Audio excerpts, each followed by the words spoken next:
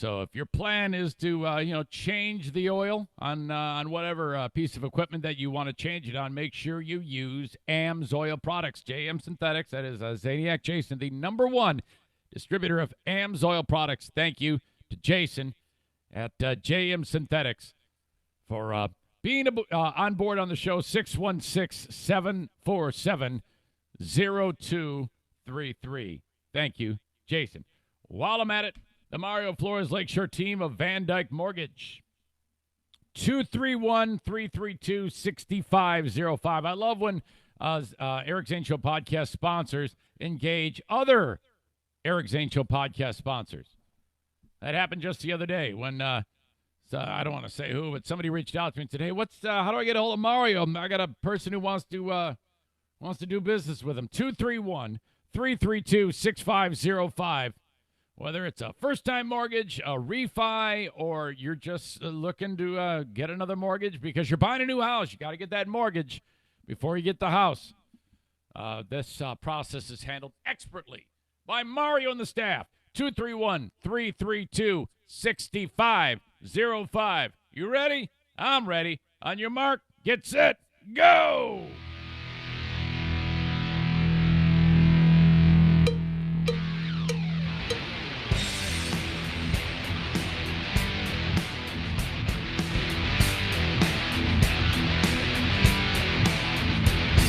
And now, here's a guy who really ought to be saving his breath for his inflatable date. You're the most ridiculous!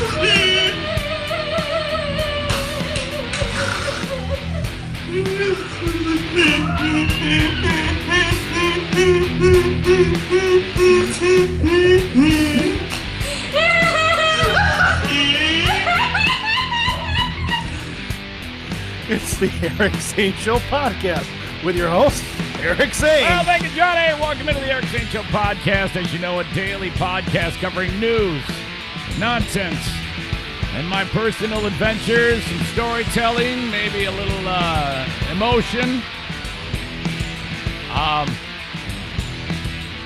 Boy, I still laugh every time I hear that. I know I say that every time.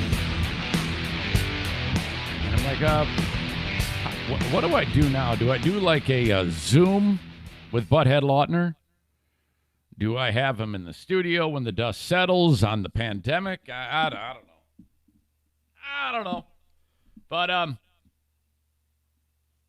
you go. I just love hearing that. Welcome in, folks. We have a lot of ground to cover today.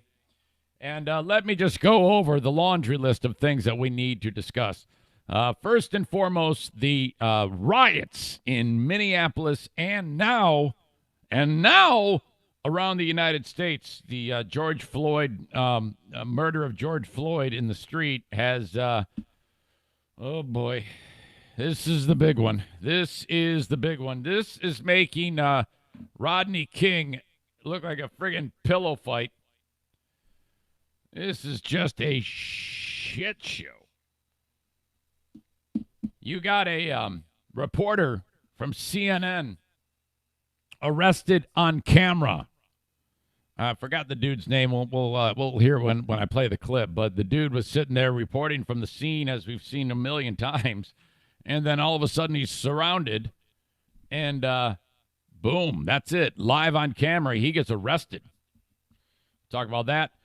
Trump started out okay on this, but then I don't know why he felt the need to drop a big 55-gallon drum of gasoline onto this thing last night. When I say he started out okay, he seemed like he was saying all the right things initially about the death of George Floyd, but now he is I don't know if what he tweeted about is going to help in any way, shape, or form. And what he said on Twitter got flagged again by Twitter. So that's going to this all kind of in a weird way is tied together because Floyd lost a job because of coronavirus. Floyd was down on his luck. There goes my sign. You knew that was going to happen. Floyd lost his job. Floyd tried to pass a fake $20 bill. Floyd's dead because of an idiot. Oh, God. And then you add in Trump and the Twitter thing, and it's all in a weird way tied together in just a big bucket of shit is what this is. And now everything is fucked. Trump started out okay. Now he's fucking everything up. This mayor in Mississippi is fucking everything up. Thank you to Brian for sending this. That's Bleeding Heart Brian for sending this shit along to me. Thanks a lot. A YouTube couple. You know, a YouTube couple? YouTube couple is ones who, well, you know, in a lot of ways, I kind of wish that Diana and I were YouTube couples, but we would be good at it. We wouldn't be like a shit show couple of millennials sitting there bitching about everything. We would be the good kind of YouTube couple that are just actually a normal family. Well, this piece of shit husband and wife team who do a lot of vocal fry, uptalk, and millennial horseshit pussy shenanigans, went ahead and adopted a little boy from China when he was 1. All right? Well, they then went ahead and made all sorts of videos about their journey. I just cannot stand people that use that fucking term too much. Yes, I'm on a journey. So they were detailing. What they did was they go ahead, they adopt the kid, give him a shitty name, which I'll talk about in a second, and then proceed to make millions of dollars showing the world their journey. You won't believe what these people now did, and you're going to hate them. These are the new number one hated people in America. This week has been a lot of hate. You've had Central Park Karen started out the week. She seemed to be a hard and fast number one most hated person in America. And then that got taken away from her by the cop who killed George Floyd, most hated man in America, and he will remain the top spot. And then you had some other people that tried to be most hated, and this YouTube couple is right in the mix. You won't believe what these people did. We're going to talk about that barber in Michigan. Remember him? Carl Mankey, I believe, up in Owasso, Michigan. That's a shit kicker town. This guy gets kicked in the dick again. He's a dude who's like, fuck it, man. I'm opening up the barber shop. All these, look, the hillbilly militiamen up here are getting pretty shaggy, so I need to cut these hillbillies' hair. The hairs on these hillbillies. So, all right, I'm opening up. And then he kind of went ahead with the open up Michigan thing and showed up on the steps of the Capitol with all those dirt bags. Well, he gets a boot right in his dick again. And we need to talk about the Squirrel Ninja Warrior course. Thank you, Randall, for sending that one along. And there's just so much to park on the Squirrel Ninja Warrior course. It's just something that you're going to have to see, but I'm going to do my best to describe to you what's going on, as I like to do from time to time. But I begin with email. Oh, my gosh. I have 2 emails. One is anonymous. I'll get to that in a second. Actually, I'll get to that one first. This anonymous email says, hey, Eric, I have a question that I originally thought about sending it in for Dear Meathead. But it's a little on the long side. Instead of try to keep them short, probably a good move. You know, if you go long on my dad, he's going to end up, it's just not going to work. And then he's going to say, put him on the island. Put him on the island and kill them, or something like that. You know how it is. This person writes, Zane, it's a little on the long side. I'm hoping that this can be asked anonymously. Well, I'm off to a good start. It's not out of the question for me to suddenly say your name. I'm hoping and praying I don't. This person is hoping for some input from fellow Zaniacs. Maybe you can email your response to eric@ericzaneshow.com if you like. I do have some advice for you. To Anonymous here. Anonymous writes, my daughter and her fiancé were planning on getting married in August. However, My daughter just found out she's pregnant. Congrats. And with everything happening with the virus, they and the venue where the wedding was to take place decided to reschedule the wedding to, well, a year from today, May 29th, 2021. Oh, my God. Can you imagine? And when I say can you imagine, I mean, it's one thing to have the couple have to put their lives on hold because of this. Can you imagine all these venues that for a living they host weddings? Oh, my God. Oh, we're just going to take a year off from earning income. This person continues, my daughter had originally asked my father to perform the wedding ceremony, to which he agreed and was excited about. Enter my brother, Zane. My brother announced that his daughter, this person's niece, is engaged and planning on getting married. Oh, my gosh. On May 29th, 2021. The same day.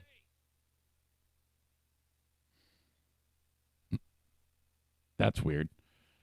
I wonder if they couldn't have known, right, that the other person within the family was doing this. It has to be just an accident. I'm guessing. It doesn't really say. Let's assume it was just, it just happened. Anonymous writes, I found out tonight that my mom called up my daughter and said, hey, you're going to have to reschedule again. Because Grandma and Grandpa, or her and my dad, would otherwise not officiate the ceremony due to my niece getting married on the same day and could not choose one over the other. Well, I think you did choose one over the other, Mom and Dad. Oh, boy. Yeah, it's a very sensitive time. The one thing you don't want to do is do anything other than go with the flow, okay? And when you are faced with this, that can be a real nightmare. And clearly, Grandma and Grandpa knew that May 29, 2021 was the wedding date of our first couple that we described to you in this email. So they did, in fact, choose one over the other. They chose the second one over the original one. And they didn't even take into consideration, Grandma and Grandpa didn't, that couple number one already is waiting 1 full year. So, Anonymous, is this fucked up? Well, yes, it is. Everything on today's show, except for Squirrel Ninja Warrior Course, is a fucked up story. And this is fucked.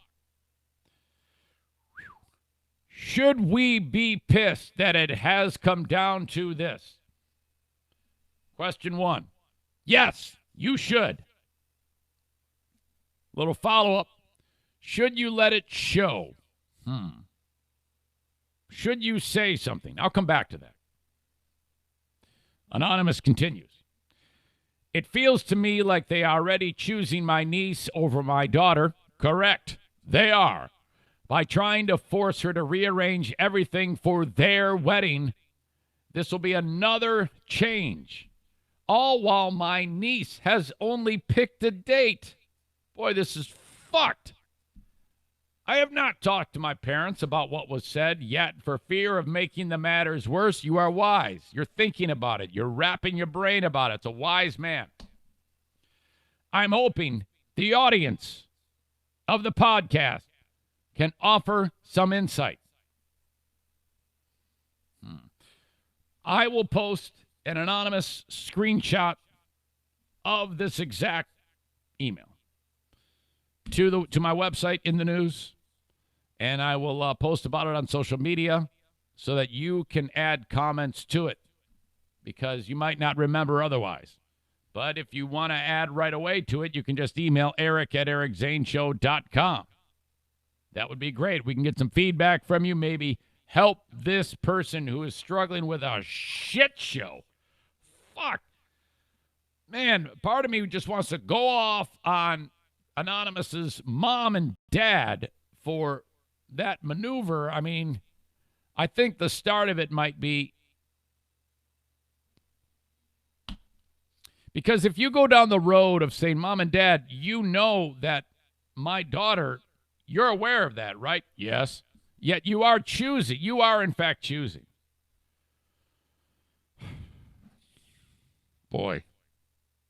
And then there's the, I don't really have a great answer for this right now because it seems very complex. I might have to chew on it for extended time to be able to come back to this one. I think you got to be careful here. I don't want to say something to you and have you go show up all half-cocked, and then all of a sudden there's a real shitstorm. Boy, is it worth it to fight over this? I kind of say, yeah, it is, but finding a way to do it appropriately is, oh boy.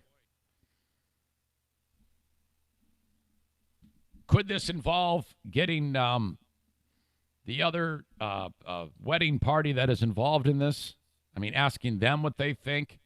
Maybe if you present it as, hey, brother who has the daughter who's getting married, and that is, in effect, Anonymous's niece. Okay, here's and just basically tell them all of the things you just told me and see what they think about that. You might have a simple resolution, and then you can have the brother and the niece do all the heavy lifting for you if you politely explain, hey, this is what's up. And without asking, say, what do you think about that? And if they then say, well, I don't know what to tell you, well, then you have to come up with plan B. But they might say, well, I mean, because if it were me and someone said, hey, this is what was going, this is what's in play, I would be like, oh my God, that's an awful thing that you have to endure right now. Well, we'll just take Mom and Dad's choice making out of this and move the date ourselves, and then Grandma and Grandpa or your mom and dad don't have to even they don't have to be brought up. The decision's taken out of their hands, you see? I'm assuming you have a good relationship with your brother. Maybe start there. At some point, our conversation does have to take place, and I'm hoping that takes care of it. So, without getting too in-depth, yeah, what I'm formulating is this, and I'm sure a lot of people will say the same thing, and I'm not saying just rush and do it. I'm just saying if it were me, but again, I don't know every variable here. I would approach the brother and the other bride-to-be with all of the information you've given me, and perhaps they will understand your issue and will help you solve the problem. If they have sense, they would probably easily do that. Let's hope that is the case. Because you guys were there first, man, and you already had the commitment from your dad or your daughter's grandpa. So, damn it, that's a fucking powder keg right there. I'm sorry you're dealing with that. Sheesh. All right. I got another one here for you. This one is from who is getting back in the fold of doing his thing, Emailer Tim. You might remember back in the day on the old BBL show. It seems like a blur to me right now. I barely remember a damn thing of it. Emailer Tim was a regular on the show. Now, he's usually stupid, but a lot of times he makes me laugh, and he might make you laugh, and he became pretty popular, actually. So this is from Emailer Tim. Emailer Tim writes this. Zane, I got a couple ideas for the show. One that I'm really proud of, and one that might be kind of stupid. All right, maybe. And as always, email me, eric@ericzaneshow.com. If you ever want an email read on the podcast, or you have insight or maybe an opinion about me, you want to, beat the shit out of me, that's a good way to do it.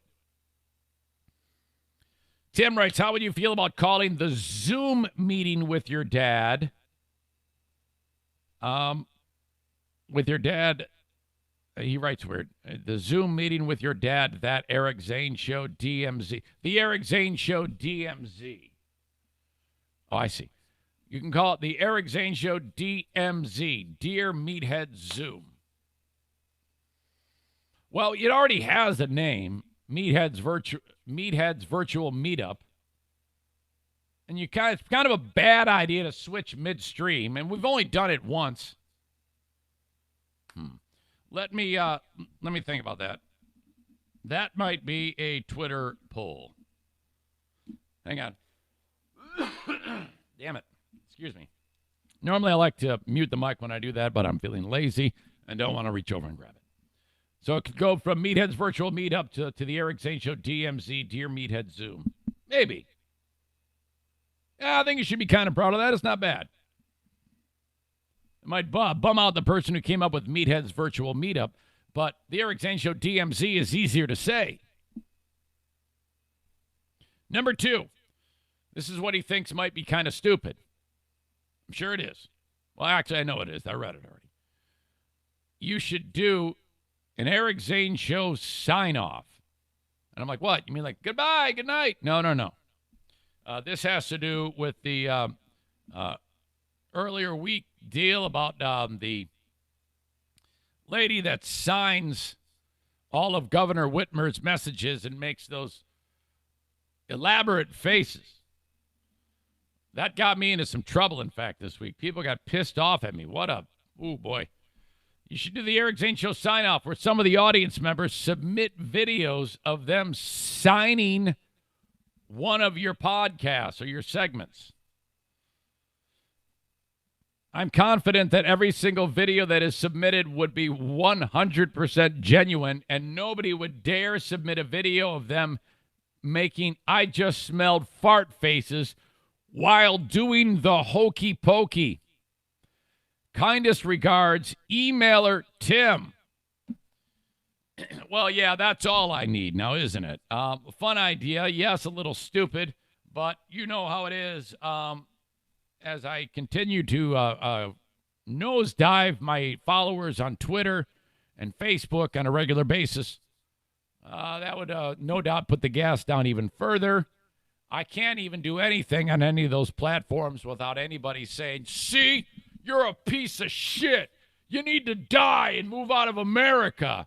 So, part of me is like, what the fuck? I don't care. It would be fun. I'll let you decide if you want to do it. This is what I'll do. If you want to do a video of you signing one of my podcasts, go right ahead. And then you can take what I'm saying, put your own signage to it, but this is a bad idea. I want you to know that, because the people who would be recipients of sign language benefits, I even hate saying the deaf, but I am told that it is okay to say the deaf, that they'd want to kill me. So if I decide to publish it, it would be on me. But let me just say, I'm 99% sure I wouldn't publish it because so many people would be pissed off. I'm a little gun shy, and that's my fault. But thank you, Tim, for contributing as always. Email Eric at ericzaneshow.com. All right. The open of the Eric Zane Show podcast is brought to you by a number of great businesses, which I'll get to in just a second. I picked up the pace on Cameo yesterday, thanks to those who reached out and hired me. I was talking about doing it for Father's Day, and I didn't get any for Father's Day, but I did, in fact, get people to hire me for Cameo. So thank you for that. You can search cameo.com/Eric Zane. It shows you some of my work. You can hire me via desktop computer or on the app. You can do it as well. Some smartass wrote $15. You should at least charge $20. Now, I don't know if the person was being a smartass, but $15 is pretty much as low as you can go. I'm definitely a bottom feeder on Cameo, but what do you want? Anyway, thank you, Terrytown RV. TerrytownRV.com is where you want to go if you're in the market for a camper, travel trailer, fifth wheel, truck camper, folding camper, sprinter van, Class A, gas or diesel, Class C. That's what we have here at the house, Class C motorhome. Look at the models. If you're worried about social distancing, call them at 616-244-5600. 236-2754. They will actually get the model you're interested in, bring it to the front of the parking lot of Terrytown RV, and you can go look at it on your own. It's really, really perfect the way they've set it up. TerrytownRV.com. Thank you for being part of the Eric St. Show podcast. They are on Division in Grand Rapids between 68th and 72nd Street. All right. Just got word yesterday from a sponsor who signed up that I've talked about this past month, and that is Green Clean Technologies. Excuse me, I don't know what's up with my voice today. They said, hey, we're on for another advertising marketing schedule. Let's do it. So they re-signed. Thank you. I am lucky. I am living right to be able to do this show and get through the pandemic with still full-on sponsor support. There's only one who's dropped off, and I found out that Franco's Pizza, remember Franco's Pizza? They're getting out of the game. They are selling the pizzeria. Marin and Eric are pulling up stakes. If you want to buy a pizzeria, I mean, who wouldn't? I mean, can you imagine if one of you people bought Franco's Pizza? I'll tell you what. If you're a Zaniac and you've got extra cash and you want to buy a pizza place, buy Franco's, and I'll give you a 3-month free ad package to get you started. Okay? How does that sound? Oh, a bird. If you need more information, you want to reach out to Eric and Mara, and I will pass along your information. I'm serious, by the way. They are selling the pizza place. Franco's Pizza is an institution. They've been on Alpine in Grand Rapids since 1975. One of the oldest pizza joints in town. Anyway, where was I? Green Clean Technology is 989-560-7272. All right, they meticulously clean, not like your house or anything like that. That's for Amy Porter. They clean data centers. If you are in a business that has like a big-ass room with windows all around it and some nerd making sure all the tech's running at top speed,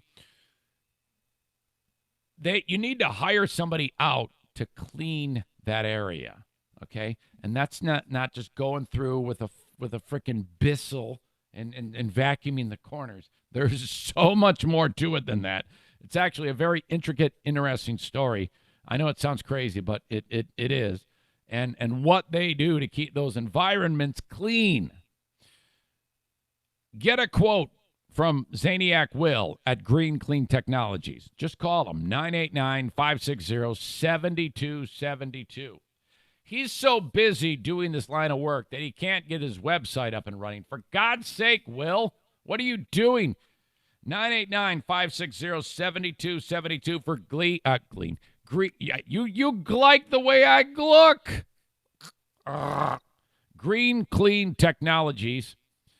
989-560-7272. There is a logo for them at ericzaneshow.com, which does take you to like a website landing page, which does give you some more basic information if you missed any of this. So you can do that. Or just reach out to me, and I'll point you in the right direction.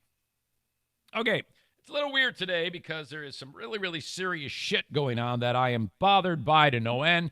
This story of the murder of George Floyd in the streets of Minneapolis has captivated the nation. There's been a horrible sequence of events, and most everybody in the world is thinking about it or talking about it. I hope that you all that are enjoying this podcast are not on the wrong side of this, okay? I can't stress this enough because it's at this time on a story like this where you get a day or two out when you start to look at other factors and you start to it starts to break people up. You know, the initial shock of a story like George Floyd's murder, you know, you've got oh my God, that is the worst thing in the world. How can that possibly happen? I hope justice is served. But then the days pass, and then you start to see images on TV of riots and things like that, and now people start to faction off on points of view about people rioting and people looting, and then you might find yourself alone on a hill on a point of view that is, in my opinion, it's you're pushed into that thinking maybe by a little bit of the way you felt before in the past, before the incident, and by the images you see on TV of buildings burning.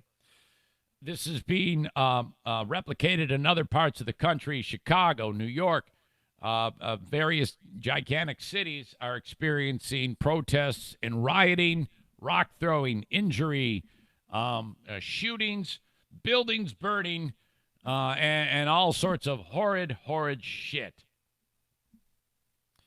The death of him has brought on riots. It's now brought on Trump, and I have that coming up in the next segment. I'll talk a little bit more about how Trump is handling this. And it's turned into a shit show. It's an absolute shit show. Hang on a second here. In Minnesota, the rioters burnt to the ground the police precinct where that cop, I forget the guy's name, who killed George Floyd, where the cop was a cop.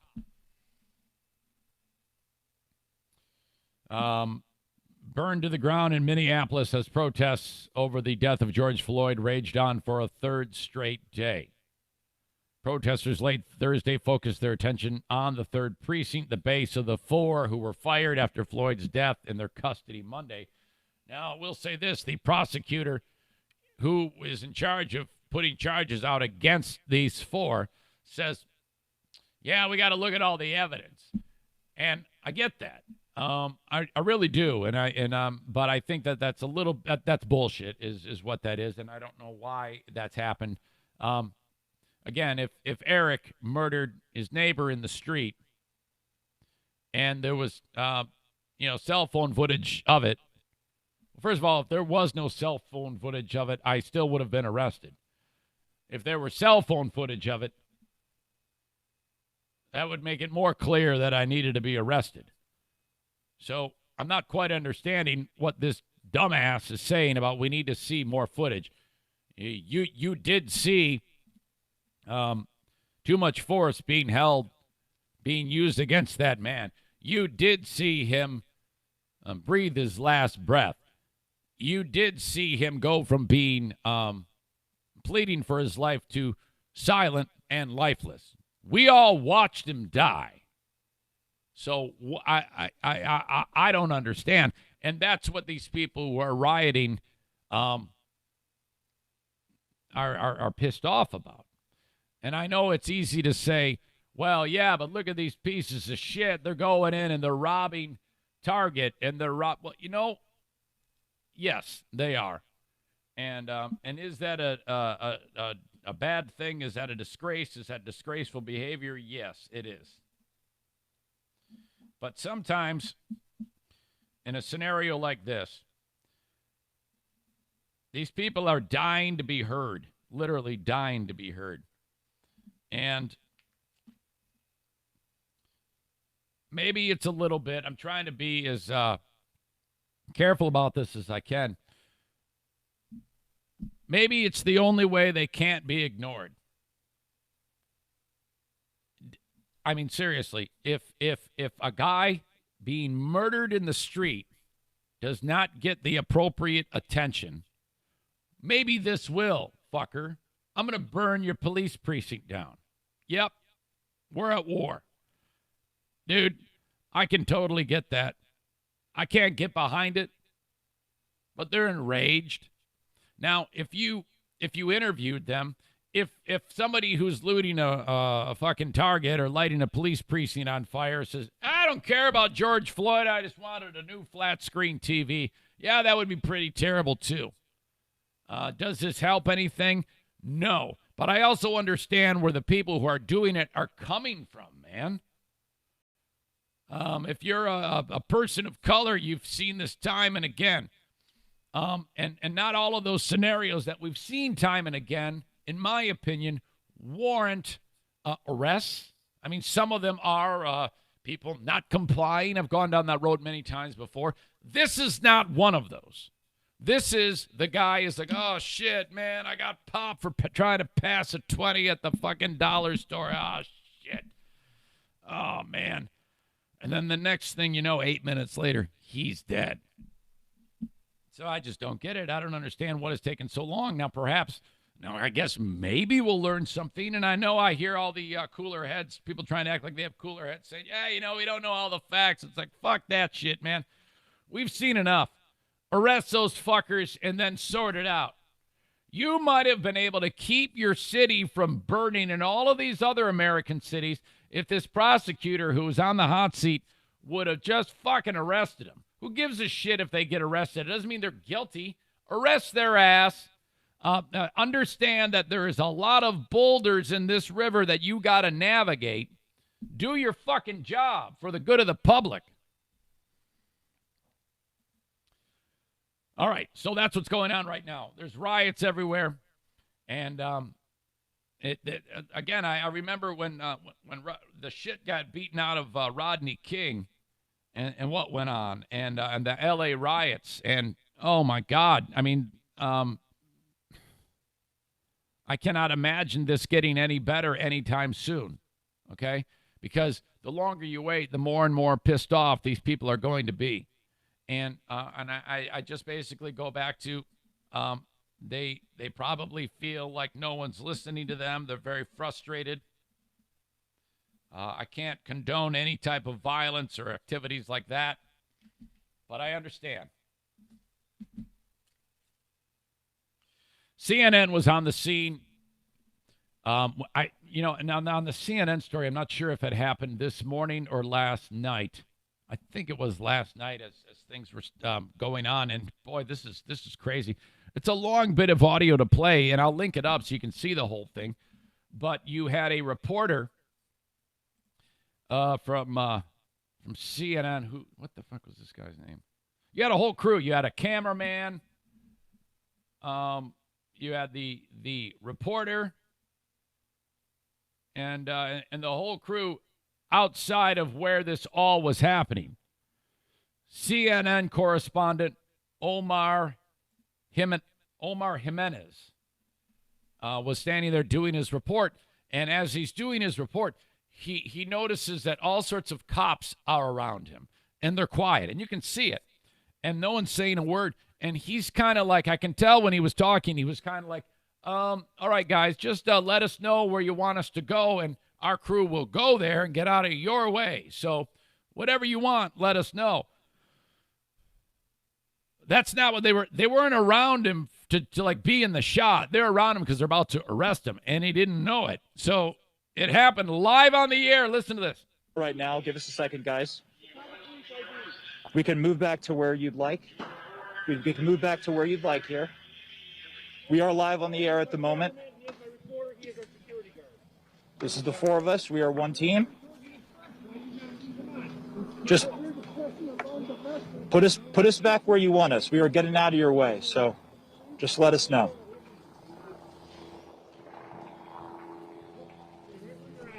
Wherever you'd want us, we will go. We are just getting out of your way when you're advancing through the intersection.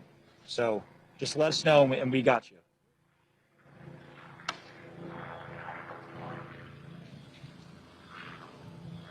And this is a scene here playing out in Minneapolis. This is part of the advanced police presence that we saw come over the course of really minutes when the local police showed up at the fire department. Okay, so you can kind of hear what was going on there. As he's talking, you can hear like muffled voices saying, "Oh yeah," you couldn't quite make out what they were saying. They seem to be like forcibly telling him where to go or whatever. And then he just picks up his report again. There's guys all around him as he's doing or this. With the fire department, I should say, on that building we showed you that was burning. This is among the state patrol unit that was advancing up the street, saying and scattering the protesters at that point for people to clear the area. And so we walked away. I'm sorry? You're under arrest. Okay. Do you mind telling me why I'm under arrest, sir? Why am I under arrest, sir? Officer, you're with CNN and he's on the air right now. Okay. Okay. They put his hands behind his back, and he's just looking at the camera like, oh, shit. They put his mic down. The reporters in the studio start to pick it up for him. This goes on. We're arresting him live on CNN. We told you before that we are with CNN. And then you hear like this car squealing out. All the cops turn their attention. Don't know what's going on. Can you imagine Trump watching this? Yes, he's like pumping his fist. Like, yeah, get him, guys. Come on. If you're just tuning in, you are watching our correspondent, Omar Jimenez, being arrested by state police in Minnesota. We're not sure what. Omar is like, yes, I just became the next Wolf Blitzer. This is great. Keep it up. Can you imagine if they're like leading him away? And he's like, can one of you guys punch me in the stomach or something? Maybe knock out a tooth, forearm shiver, anything. Bring me to the ground. Can you bring me to the ground? You know how famous I'm going to be if you bring me to the ground? Come on, guys, do it. Our correspondent is being arrested. Hang on 1 second, Allison. Let's listen into what these officers are saying. This guy interrupts her. And they're not saying anything. They're not saying anything. She's like, you dumb fuck. I was in the middle of a thought and you interrupted me, you dumb dick. That is an American television reporter, Omar Jimenez, being led away. Yeah, we know he's American, idiot. Who are you? By police officers. He clearly identified himself as a reporter. He was respectfully explaining to the state police that our CNN team was there and moving away as they would request. And then for some reason, he was just taken in to police custody live on television. I like how this guy has just basically said everything that's happened. We all saw it, and his co-anchor is probably like, "Hey, dumb fuck, I was doing my job, and sorry, I did not and you just took over." Interrupt you, Allison. I just wanted to hear, listen to see if we could hear more from the officers, the state police, as this is going on. Yeah. He's like, "Fuck you, I'll take over." We're trying to see what's going to happen, John. Obviously, to the rest. I'm about to, guys. Okay, now like the cameraman, he picks up the mic and he starts talking. The cameraman. We were just out here reporting the closure of the streets. They just, Omar was just arrested. I believe they're about to, we're all about to be arrested. That's our producer. He needs to yell into the mic, "Fuck the police!" Our CNN producer is being. I'm probably going to be taken in a minute. Our CNN camera crew and our producer are being arrested right now on live television in handcuffs. I've never seen anything like this. Why, guys? What is, Allison. Why are you arresting us? Yeah, he has why. I mean, we're just passing along the message, your message.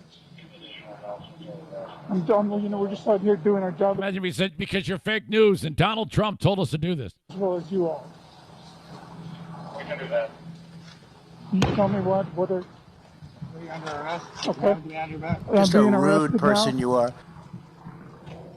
I gotta put. Can I put the camera down? Yes, put the camera down. It's incredible. Okay, he actually set the camera down on the ground. You can see like cops' feet and shit, and it's looking up. You can see the guy getting arrested. It's incredible. And you can hear like those loudspeaker messages: "Clear the street! Clear the street!" It's amazing.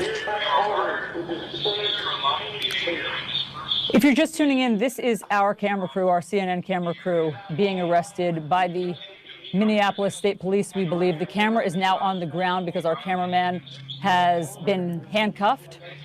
Our correspondent, Omar Jimenez, was also led away in handcuffs, as was his producer. They were standing where they were told to stand previously by police. They were out of the way. We don't know why they're being arrested. They're not being given any explanation. I was just learning this actually happened this morning, Friday morning, just a little bit before this show started being recorded. As far as we can hear for why they're being arrested. We don't know why they're being handcuffed and led away. They are allowed to be reporting on the unrest that's happening right now, but for some reason, the state police have decided that they need to be under arrest. And just to be clear, Allison, having been in the middle of protests like this, I've never seen anything like this. Yeah, we know. I've never seen anything like Stupid. this. The camera is being Just to be clear, Allison, I'm a man and I'm much better at my job than you. away now. I don't know if this camera is still in the hands of our photojournalist or whether the police. One of the cops picks up the camera and he's like walking around and it's still like showing images from there. So you see it like it's like suitcase cam now at this point. Can you imagine if he like set it down on a table in some room and the guy like never mind. Officer, yeah, this is the police carrying. All of a sudden you see it like a dick. Our camera right now, frankly, not aware that it's still rolling. We have been listening in, and our team there has not been given any explanation for why they have been taken into custody. And I just want to be clear, if you were watching what Omar was saying, I have never seen this before in my life. Listening to his reporting, he was explaining what had happened over the last few hours and how law enforcement was arriving on the scene and how they had dispersed the crowds largely and how for the first time there was order in the scene. Nevertheless, taken into custody, our camera now on the ground, still rolling, still capturing these live images. We're going to keep on listening to this camera. Josh Campbell, who I believe is not yet under arrest. Hang on one second. All right. The police are now saying they're being arrested because they were told to move and didn't. Now, we were on the air the whole time. Lionel, our photographer, who still has communications with us, told us they have been arrested because they were told to move and didn't. If you were watching, you can see our team was very respectful to the law enforcement presence as it moved through the area. It's about 6 minutes and 40 seconds. I'll link it up, and you can check it out for yourself. Just a surreal scene. Update. State police detained CNN correspondent Omar Jimenez, his producer, and the cameraman shortly after 6 a.m. Eastern Time, 5 a.m. Central Time, as Jimenez was reporting live from a street south of downtown near where a police precinct was earlier set ablaze. The governor, they were released. They were released an hour later. Governor Tim Walz told CNN Worldwide President Jeff Zucker, that he deeply apologizes for what happened and would work to have the crew released. They have been released. Jimenez, producer Bill Kirkos, photojournalist Leonel Mendez, taken to the downtown public safety building, but were released shortly thereafter. Jimenez, after his release, then reported live outside from downtown and said he'd been treated cordially after he'd been led away. I would have said to the producer, "Hey man, blacken a couple eyes. Let me have it. Let's do it this way, and then I'll just say that I'm fine. I was treated well." Yeah, you can say he's like got two black eyes. His eyes are swollen shut. His nose is bleeding. His lips cut. He's like, "Yes, I was treated very well. Everything's okay. I tripped on the way out." Man, incredible television. It's funny because this morning the Today Show started at 7, and I usually have that on, and the reporter from NBC was in the exact same spot where that all went down. Jeez. All right. Got a lot more to talk about on the show today. Unfortunately, not all of it is great. And I'll get to Trump's tweet. And, God, it's crazy how this is all tied together. His tweet is basically gasoline on this fire. And I think that Trump started out okay. I was actually quite pleased with how he approached it. But I don't know if what he did last night is going to help in any way, shape, or form. Twitter has responded to his tweet as they've started to do, and that's caused them a whole shitstorm of trouble. This thing is fucked. That's coming up next. And we got a mayor from Mississippi who's just a dipshit. He's going to die alone on a mountain. Oh, my God. Figuratively, of course. Or maybe literally. I don't know. All right, number of sponsors keep this podcast going. It's a free podcast, as you know, that I do every single day. Horizon Hydroponics is one of the key sponsors. They have 4 great locations, making it so easy to get all the gear that you need to make sure that your plants keep growing, okay? They are in Lansing, Kalamazoo, Grand Rapids on Alpine, actually not far from Franco's Pizza, and in Byron Center, too. Horizon Hydroponics, they've survived through the pandemic because they have a terrific way for you to get what you need online. HorizonHydroponics.com. You can order it online. If you order more than $250 worth of gear, the shipping is free. They take care of that for you, and that's pretty easy to spend that much money because, let's face it, this some of that stuff that you buy, it comes in like big amounts, so it might cost you a few bucks to get a few things. So $250, you spend that, no problem. But, hey, it's all for the plants, right? You want to make sure that they're growing appropriately. They have curbside pickup if you want to do it in person, 877-791-1664. And as always, you can call these people and get the advice you need about whatever it is you're growing. For some of you, it's friggin' tomatoes and celery. For other people, you know what it is. It's cannabis. In Michigan, that's a huge industry, and that industry actually has done quite well despite the pandemic. I mean, people want to grow their pot. I'm sorry, I'm supposed to call it cannabis when I'm referring to this client. I apologize. 877-791-1664. HorizonHydroponics.com. The sponsors that I have on the show are kind of household names on the show.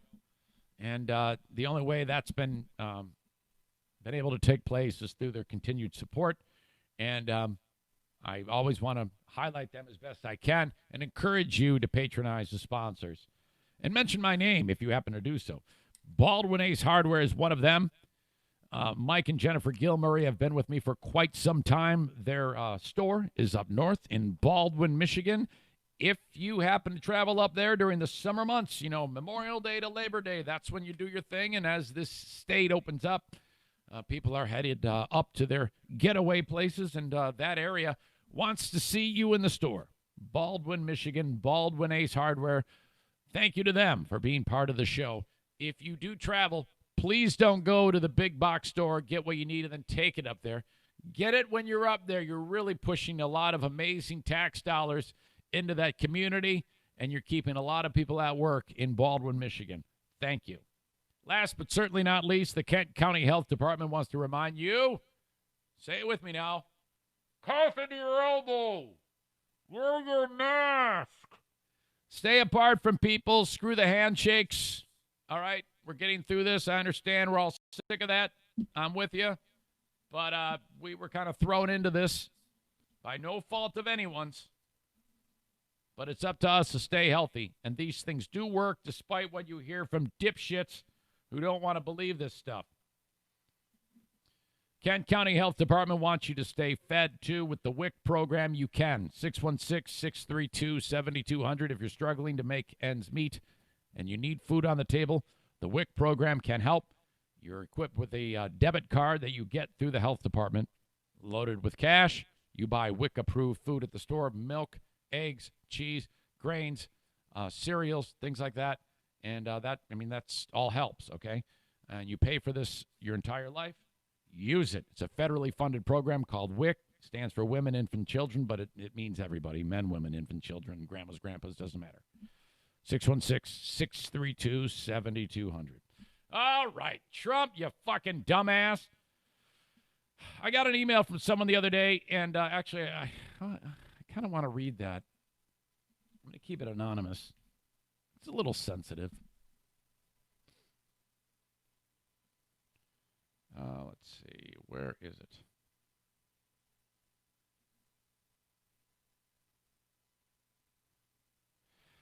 Eric, I just want to say how incredibly refreshing I find your take on the world. At our cores, you and I have different political viewpoints. I am a, quote, dirty liberal, as my husband so affectionately calls me, LOL. But I must say, I love the fact that even though you've been very clear that you will vote for Mr. Trump, you have no issue calling him out when he does stupid shit. The, quote, call 'em like you see 'em approach is very rare in a political atmosphere on both sides of the aisle. Just because you voted for someone doesn't mean you're going to agree with everything they do and say. Your viewpoint on the Colin Kaepernick meme and your take on that, where it made you think twice about the way you had previously viewed his protest, that was really poignant. Not many people are willing to pivot on an issue, and I applaud you for that. There's that word, pivot. But I did. Not going to lie, when he first started taking a knee, I did not like it. But the more I learned over time, the more I began to understand it and eventually support it. I appreciate you recognizing that. It's not easy business to do what I do because I put myself in harm's way all the time. That's why people quit the podcast. This is in the day and age when if you do not go with the status, if you do not agree with one side or another, people will just leave you and say, go fuck yourself. But I can't do that. You know, that's too difficult for me. It's much easier for me to read, process, ignore all of the static, form a thought, and talk to you about it. That's the easiest thing I know how to do. I do entertain your thoughts and viewpoints as well, and sometimes that helps me. Sometimes it drives me further away from a point. Sometimes it brings me closer. It just happens to be what I think. And again, take it or leave it. I don't care.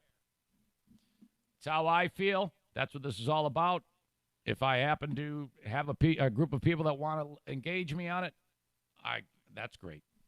That's how I've been able to feed my family for the past 16, 17 months, and I'll ride that out for as long as I can. Case in point, Trump is a fucking moron for the tweet that I just read.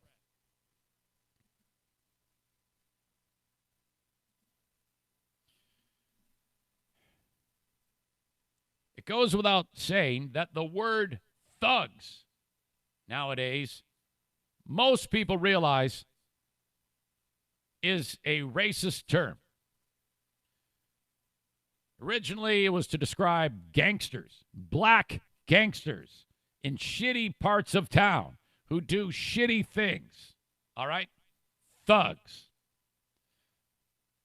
I didn't decide that. It just is.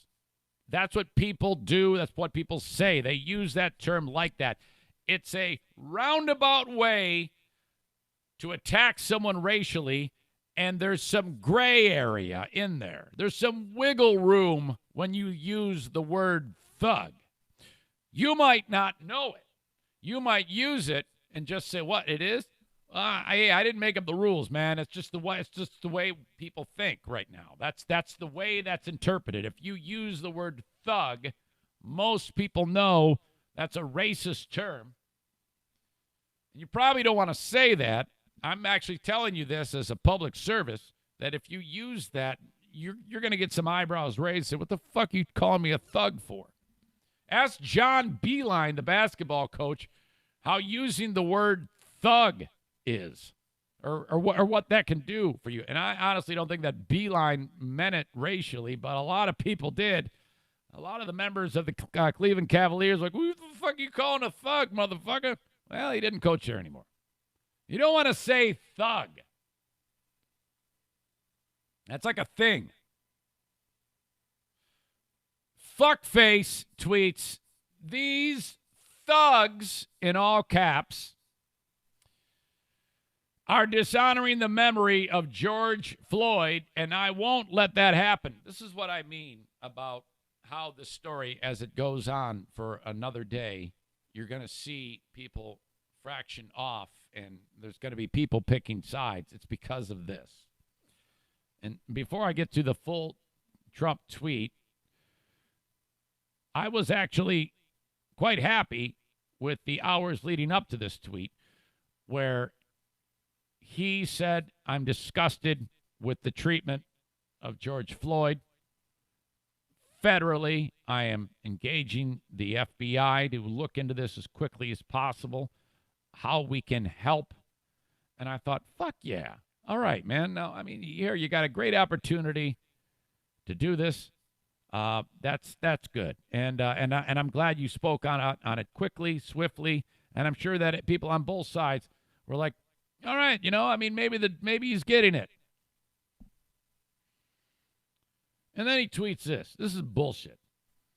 These thugs are dishonoring the memory of George Floyd, and I won't let that happen. Just spoke to Governor Tim Walz and told him that the military is with him all the way. Any difficulty, and we will assume control. Now, I don't really have a problem with any of that. But I wonder why he would even tweet that he's planning on doing that other than to grandstand. And I think that's a mistake to announce it publicly like that, because all you're going to do in a scenario like this is make it worse and pour gasoline on it if you hadn't used the word thugs, but you did. So that makes it a lot worse, in my opinion. And then he says, any difficulty and we will assume control. But when the looting starts, the shooting starts. Thank you. Now, that could be interpreted two ways, and I think it's more likely to be interpreted as a threat. That he's saying, hey, if you start looting, we're going to start shooting, which is fucking crazy to say.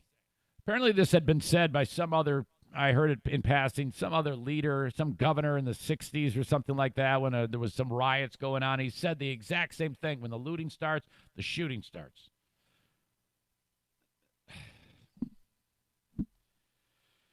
You see, it's this type of incendiary comment in a scenario where the world is already going bananas that isn't gonna help in any way, shape, or form. This is a bad, bad deal. Say when the looting starts, the shooting starts. Now, yeah, that's what you want to do. You want to drive them crazier. You want to make people even more upset. You want to stick your finger into the eye of these pissed off people. Yeah, and you can say it dishonors the memory of George Floyd, but going back to what I said earlier, I'm not the guy to say looting and rioting works. I would never say that, but perhaps in their brain, they're like, this is the only way we can be heard, is to act like fucking idiots. Is this the only way we can be heard, is by burning your buildings? And if they go ahead and press charges against these cops, that might even fortify that thought process. What needed to happen well before any of this was those four should have been arrested immediately. Now you're left to pick up the pieces. And I don't know how the fuck to do that. This has been handled like shit from the get-go. And how about this? The Minneapolis mayor, who I like this guy, I don't know who the fuck he is a young dude with like white guy Jerry curls. The Trump called him weak or some shit like that. And this dude, God, I wish I'd pulled the clip. He went nuts on Trump. Oh, my God. He is not helping. Trump is not helping in any way, shape, or form. Now, I take back everything I fucking said. He was doing great, I thought, and now he's driving this fucking thing right into the ground. What a dipshit. Okay.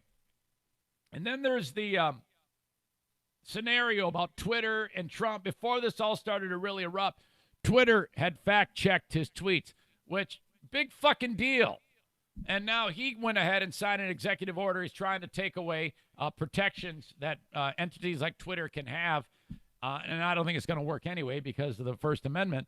But at the same time, he's acting like a fucking child because Twitter went ahead and said, hey, if you want the facts on mail-in voting, click this. It's all it was.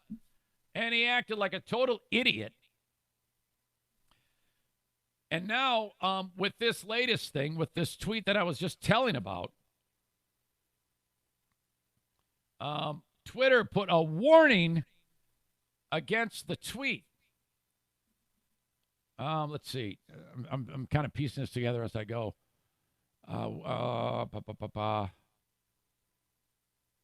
As protests in Minneapolis over the death of course, Floyd turned violent, the president used Twitter to assail Minneapolis' mayor, Jacob Frey. as weak and said he had told Minnesota Governor Tim Walz that the military is with him all the way. We've taken actions in the interest of preventing others from being inspired to commit violent acts, Twitter said in a statement. It said the company had kept Trump's tweet live because it's important that the public still be able to see the tweet given its relevance to ongoing matters of importance, but they flagged it with a warning. This tweet violated the Twitter rules about glorifying violence. Oh, my God, Trump's head's going to go kablooey, kabam. But they did keep it there. They didn't shut it down. So Trump, they're looking at that as a threat of violence. A sitting president is being accused by Twitter as glorifying violence because of the line, when the looting starts, the shooting starts. My God, what is going on here? Fuck. As always, your questions, comments, concerns, Eric at ericzaneshow.com. What are you doing just sitting there? I know you want to say something. Reach out to me if you have any thoughts. Of course, those of you who are enjoying the show on Facebook, Facebook Live, brought to you by Irvine's Auto Repair, Grand Rapids Hybrid. Thank you. That's facebook.com/Eric Zane. I can promise you right now on Facebook, they're talking up a storm. Do I dare go and look at it during the live podcast and get distracted? Like, did you hear that long pause? That's me struggling to look at it. Pizza.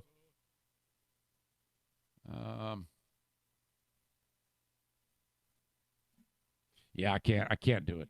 It's just so involved. There's already 127 comments. This is what I'm going to do. I'm going to go back and look at them, see what y'all have to say. Engage you, and perhaps we'll come back tomorrow with more. Not tomorrow. Shit. Tomorrow's Saturday. All right. Well, at some point it'll emerge. I'd love to hear what you think.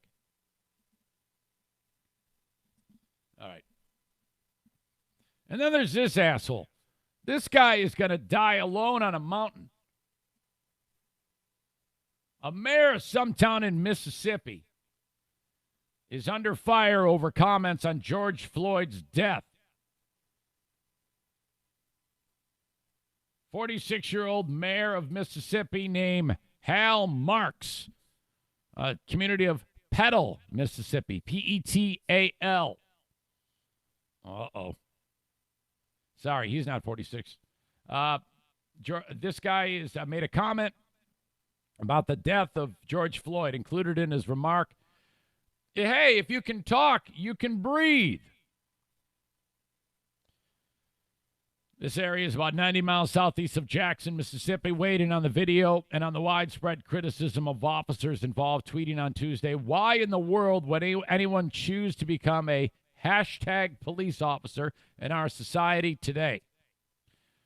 Marks, who could not immediately be reached by NBC News on Thursday morning, said he, quote, didn't see anything unreasonable in the video that led to the firing of 4 Minneapolis police officers on Tuesday, and that the cops that were involved are being crucified.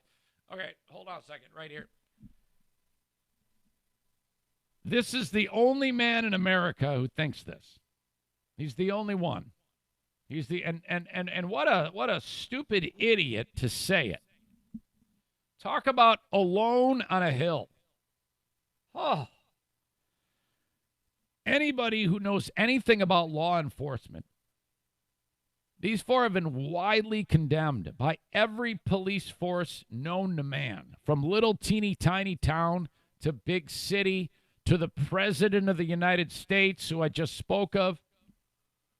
Before he got in the weeds, he was condemning the police for this. Everybody in the world has condemned the cops. One guy hasn't. This idiot. If you say you can't breathe, you're breathing. Most likely that man died of an overdose or heart attack, Marks wrote, with no evidence, following up with another tweet that said officers were not restricting his breathing. That's what he said. Oh, boy. Good luck on the rest of the work week. Good luck for the rest of your life. Oh, my God. Shit, talk about nerves of steel. We had that video we talked about yesterday of the 12-year-old kid in Italy walking away from the grizzly bear. Who's got more balls, that kid or this guy? Fuck. Marx was quickly criticized on social media.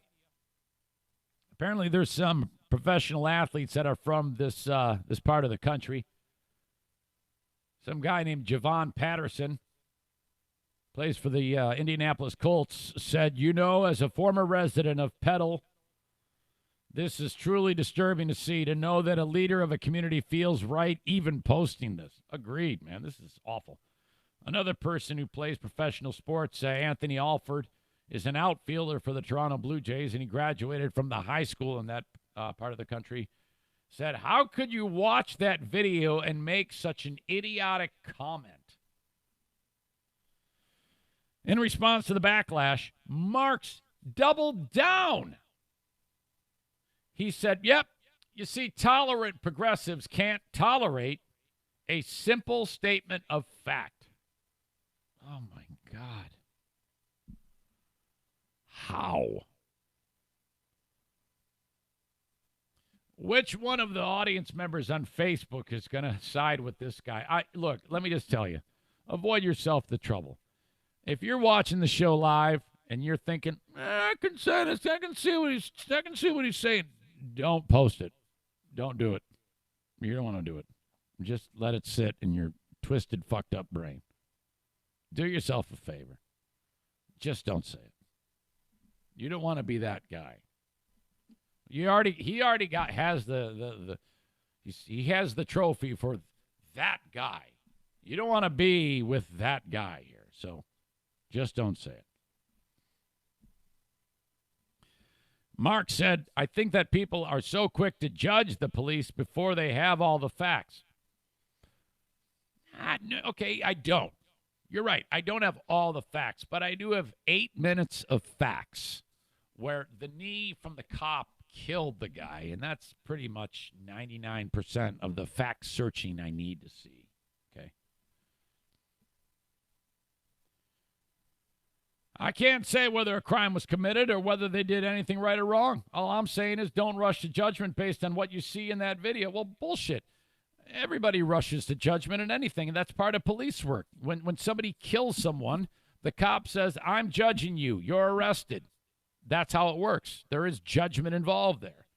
We have the benefit of the video, so we can judge it. So fuck off. Dumb shit says, I've seen too many cases before where the police were judged to be guilty in the public's eye, but later were found to be not guilty under the law. Well, that's true, but not in this case. We saw the entire video. There's no more context we need, dumb shit. Marx also said that some responses to his comments have been extreme. For sending that, all of a sudden I'm called a racist. I don't know if you're racist. You're right. I don't know if you're racist. You're dumb shit. He says, I need to have a knee put on my neck. That's what people say. All kinds of hateful stuff. Simply, well, that's what you get, stupid. At the very least, you're a dipshit because you no doubt have a family to take care of, and you've put them in jeopardy because of your being righteous in this scenario. You're an idiot. You're the worst. The city released a statement that this dickhead works for, saying, yeah, his comments are not representative of anyone. We understand the frustrations his statements have caused. Those comments are his personal views, and he has the right to share his views on his personal page. In a subsequent statement, the city said the Board of Aldermen has called a special meeting Thursday to address concerns and discuss how to move forward after his comments. The 7 p.m. meeting was open to the public and live streamed on Facebook. Well, I got to watch that shit. Hey, what are you doing today? I'm going to watch the special aldermen's meeting in the city of Petal, Mississippi. My God, what a freaking story. What an unfortunate, terrible thing. Man, I can only imagine. I want to kind of put my brain into this cop that killed the guy. I can only imagine. Isn't that a song? Isn't that supposed to be like a touching song? I can only imagine what's going through his brain. I mean, ugh. I just hope he doesn't have, like, small kids or a wife. He probably does, though. I mean, let's just say we all know what's going to happen here. He's going to be arrested, tried, convicted, go to prison. If you are a kid of that cop or any of those cops, I mean, whoever's taking care of the kids, we're going to have to, they're going to have to do name change, live off the grid for extended time,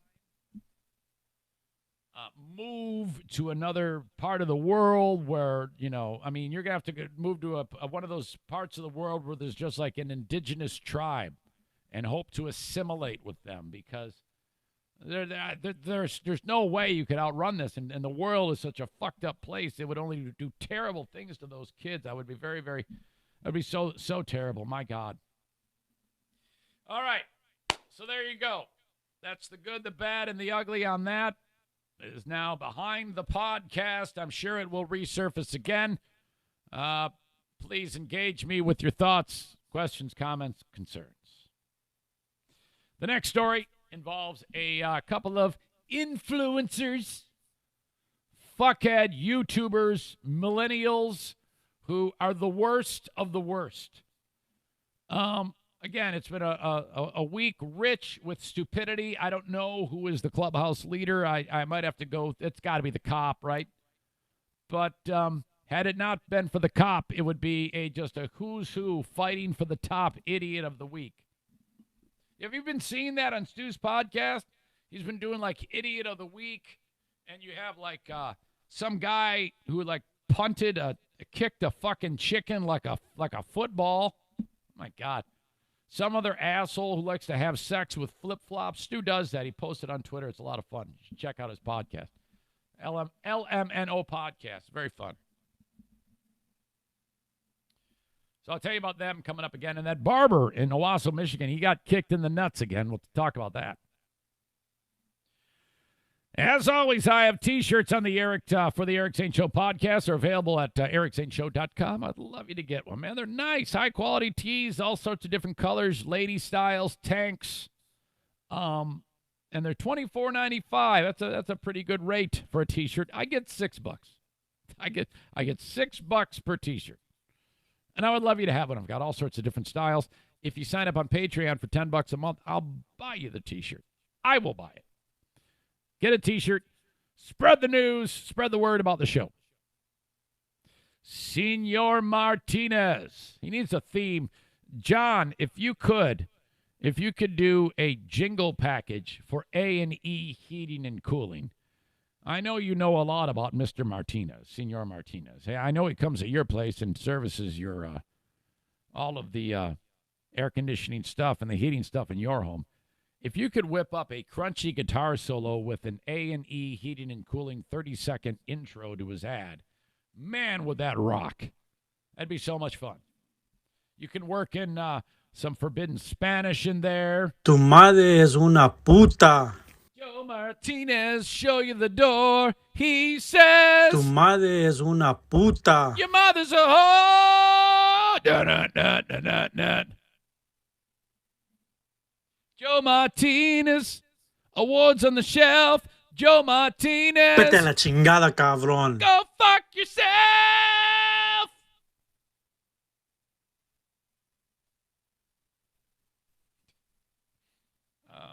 Trying to think of another one.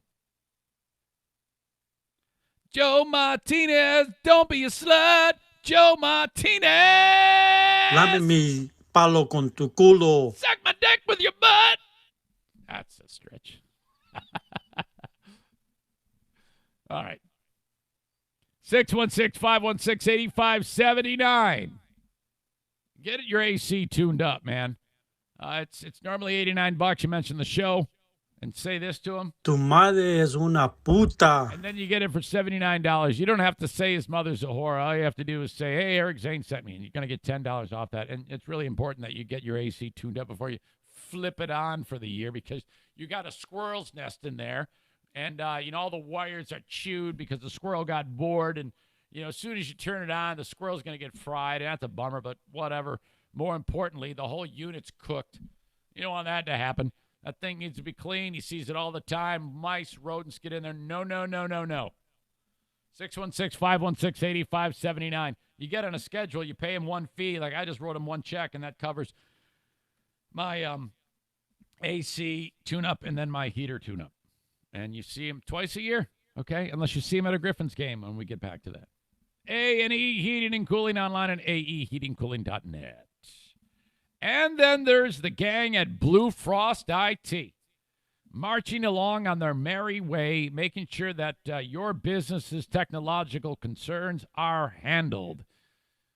Just like Joe shows up to your home to service your heating and air conditioning, Blue Frost IT shows up to businesses and takes care of your tech. Managed IT service provider. Viruses on your machinery? Oh, God. What are you going to do? Oh, God, ransomware. Oh, phishing scam. Oh, no. This equipment is so outdated. We need new stuff. They take care of everything. I encourage you to call them, and then once a month they show up and take care of your gear. Make sure that everything is running in tip-top shape. Preventative maintenance is key when it comes to IT support. 616-200-8550 for show sponsor Blue Frost IT, online at bluefrostit.com. Okay, so, so many people make a ton of cash on YouTube. We've all seen that. In fact, the couple that I talked about just yesterday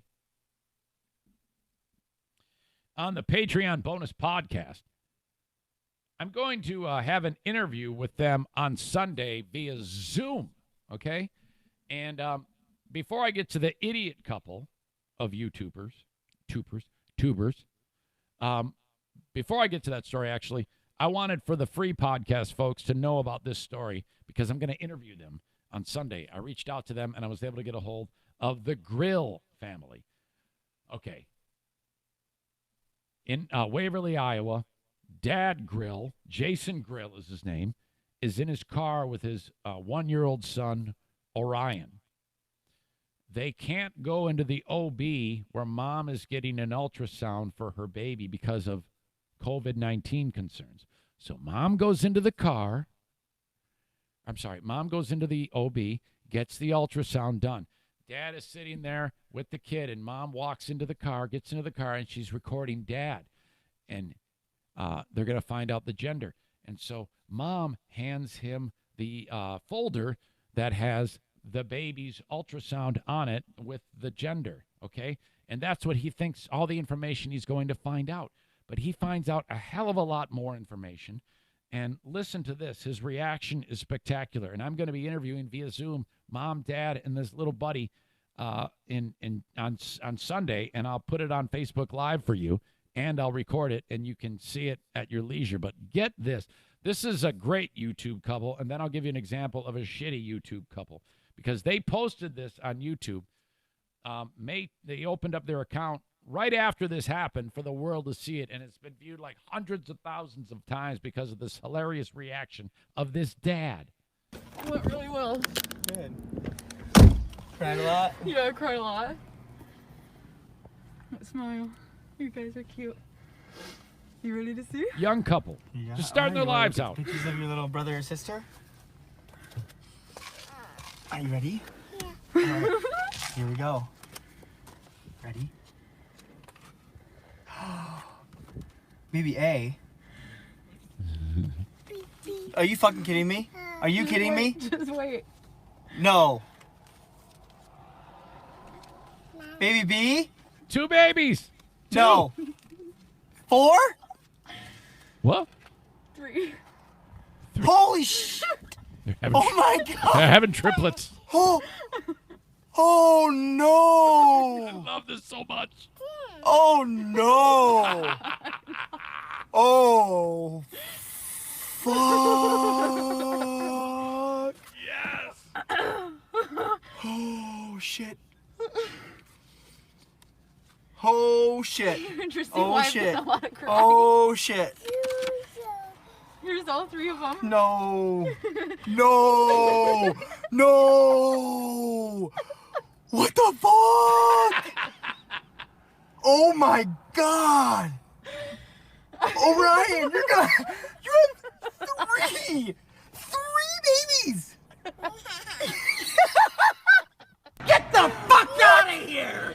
3 babies. You're going to be the oldest of 4. What the? Are you kidding? Are you serious right now? Holy shit, what are we gonna do? Our house isn't big enough for us. I know. Oh my God. The triplets. I love that he's like, the house isn't even big enough for us, but he doesn't care. They're all going to fucking sleep on the floor and have a baby party. Yeah. Fucking triplets. I love these two. Orion. What do you think? Do you realize what's going on? 1, 2. Can you count? Ready? Count with daddy. 1. Boink. 1, 2, 3. Are you about to puke? There's 3 babies inside of mommy's tummy. 3. Are you excited? What the fuck happened? Hey! Oh, I'm stopping at 2. I'm getting this thing cut at 2. 4! I heard he's got a big cock.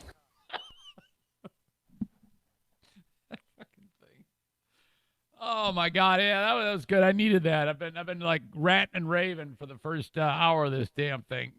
Okay, I reached out to that couple, and I tracked them down at Facebook messages, and the lady you heard their mom. I talked to Mama Bear, and I go, all right, yeah, this is what I want to do. Are you interested? She goes, oh, absolutely. Yeah, this is great.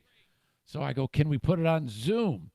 And she goes, yeah, let's do it. I go, this is great. I go, if you're consistent, by the way, and you play it right, people love these types of stories. That's very good for you. If you're comfortable with chronicling the entire saga, that's what people do these days in consuming real type of content. So, and I actually told her that, and she goes, well, yeah, I know. We're thinking about that.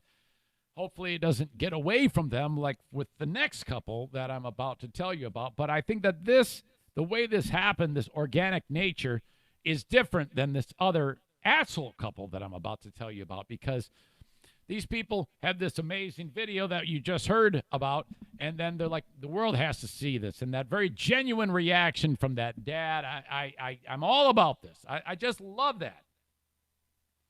What I don't love is these two. And let's see, what the fuck is her name? Hold on. Micah Stauffer and her husband, Jim.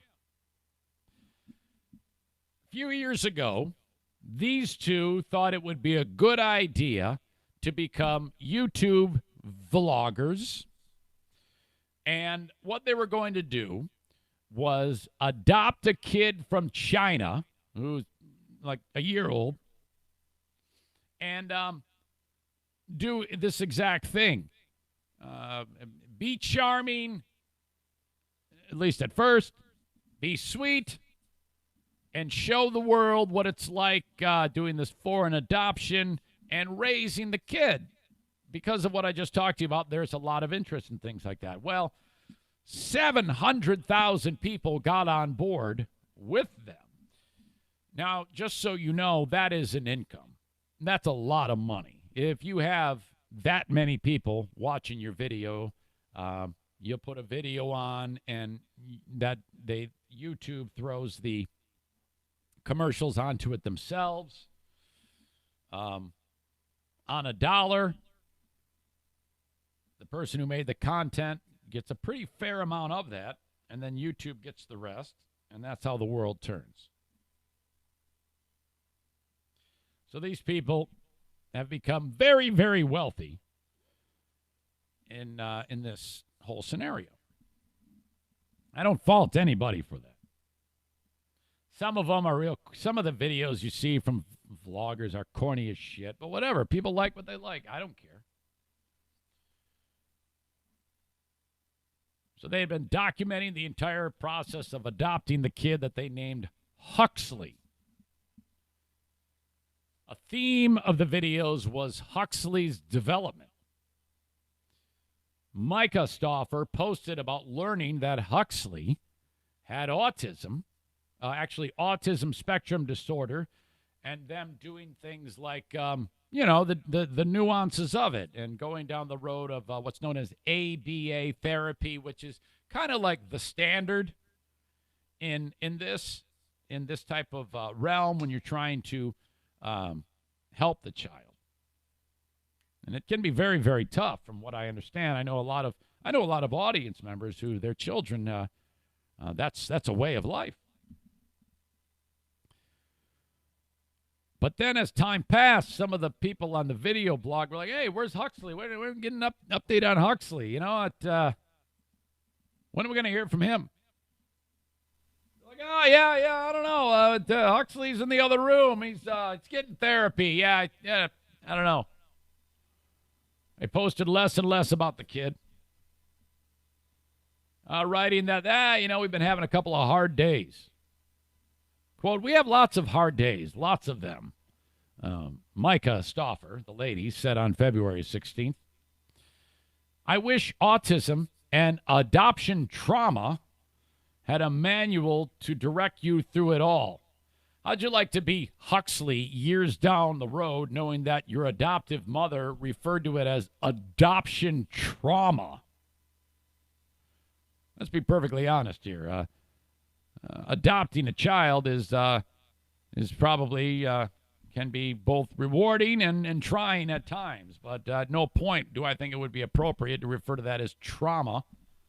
I mean, any parent who's ever done any bit of parenting has been at their wits' end numerous times and pulled their hair out, but at the end of the day, those memories are fade like a fart in the wind, and you love your children, and when you live with a child and you take care of a child or a pet or an elderly family member, there's a bond that gets packed in like the hardest of snowballs and can never be broken. That's just the way it is.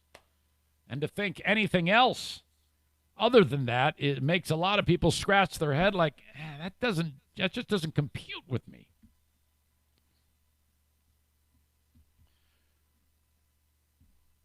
The reason why they hadn't been seen with Huxley on the video is because they gave him up.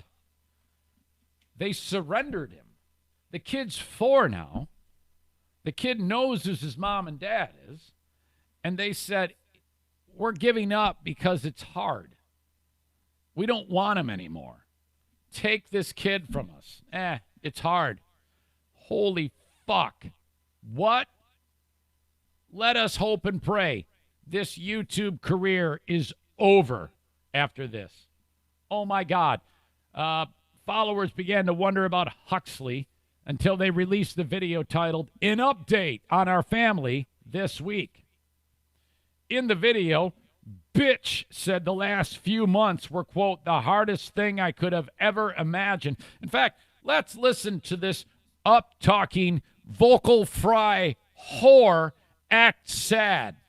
So this is by far the hardest video James and I have ever publicly had to make. But this before up-talking, vocal fry, millennial whore. I get into the video, I did just want to say thank you to how amazing our viewers have been. We have some viewers who have been just like so incredibly kind and respectful of our son's privacy. I just want to say thank you. Like, that really got me through some really hard times, and I just want to say thanks. Like, you have no idea what that means to me and some of the special messages. Cool story, horrible bitch. Just thank you. Thank you from the bottom of my heart. I can't Who say gives a fuck enough how hard Micah has tried throughout this entire journey. This asshole, this fuckhead, he uses journey about every 3 words. I hate journey. Fuck you. And the amount of effort she's put into this and helping Huxley as much as she can. So, I mean, you guys have been part of this adoption journey even before, we picked up Huxley throughout the whole process. And, with international adoption. Boy, the nerve of these people to get on camera and tell them, yeah, we gave him up because he's too hard. Sometimes there's unknowns and things that are not transparent on files and things like that. And once Huxley came home, there was a lot more special needs that we weren't aware of and that we were not told. Yeah, give up on the kid who's connected to you because it's hard. So over the past few You can't give away kid because it's hard. years. And by the way, these are very, very wealthy people. They live in a gigantic home. They've made millions of dollars off of this kid because of the kid. Everybody loves the kid. And they said, it's hard. Take him away. Huxley's been in numerous therapies to try to help him with all of his needs. And over the last year has been a more intense therapy that he's been in to try to help him as much as possible with his severe needs. And for us, it's been really hard hearing from the medical professionals a lot of their feedback and things that have been really upsetting for us, because this is not what we've ever wanted to hear. We've never wanted to be in this position, and we've been trying to get his needs met. You sound like a goddamn pussy to me. As much as possible. It's really hard. We truly love him. No, you don't. You're happy he's gone so you can go and travel, you fucking idiot. There's not an ounce of our body that doesn't love Huxley with me, and there wasn't a... This is bullshit. You might think I'm being too hard on these people, but there's a lot of people being hard on these people, and I think they fucking deserve it. Stauffer, who would chronicle her struggles with Huxley in her videos, said she didn't show 99% of what was going on behind the scenes to protect his privacy. I don't believe that. The pair said part of the reason they held back on releasing a video earlier was to give Huxley time to acclimate to his new family. He's thriving, she said. Yeah, he's doing great. His new mommy has medical professional training, and it is really good. And it's a really good fit. The decision pissed off many, many people on social media. Quote, this person wrote, imagine adopting a special needs child from China, naming him Huxley, parentheses, which is a crime in itself, exploiting him for sponsorship money and monetized video, and then, quote, rehoming him when things get hard. All caps. Like he is a pet and not an actual human child. Another person said, my heart aches for the kid. They dragged this poor little boy all the way from China, making him start all over again, then giving him up. Of course, the usual things have happened. Change.org position asking the family to remove all monetized content that features Huxley has received more than 13,000 signatures. Yeah, I don't know how they keep doing what they're doing now.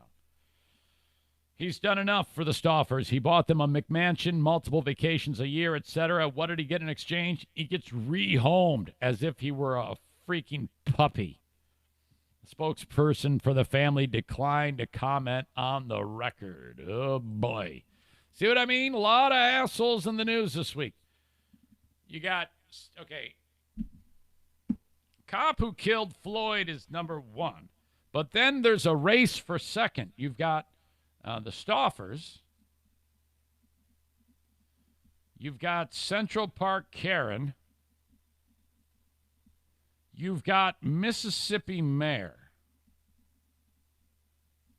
I'm going to add Trump because of a late push. And two big bits of fuckery. The crying about Twitter, censoring him, and then vowing to censor Twitter.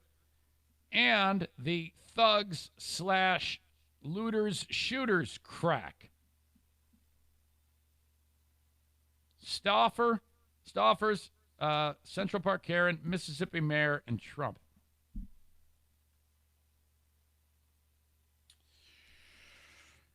I don't know. I just don't know right now. What a fight for second place. A very crowded field. Very, very crowded field.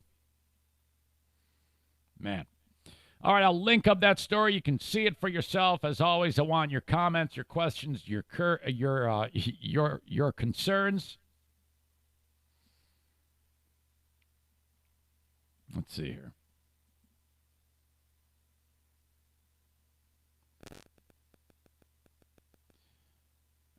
Kenny sends me a screenshot from this very podcast.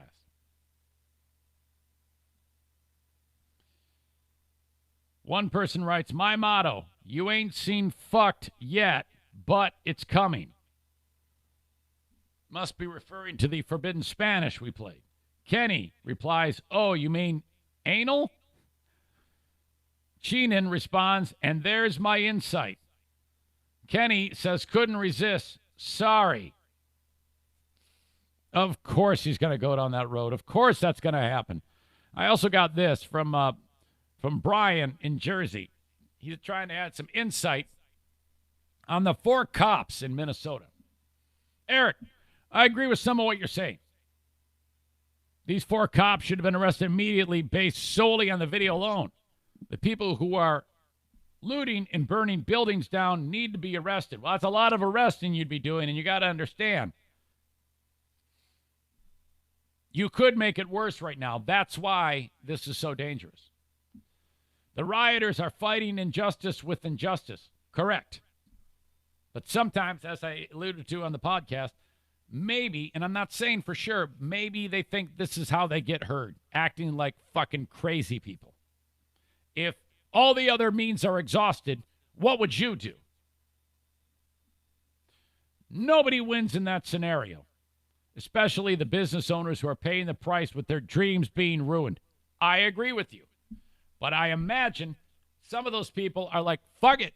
Let the ends justify the means. If you're going to act like, if the cops are going to act like animals, I'll show you what it's like to act like a crazy person, okay? He continues, you say perhaps that you don't think people will listen unless they do this. That might well be true. Still, it doesn't give them the right to do it and get away scot-free. Oh, for sure.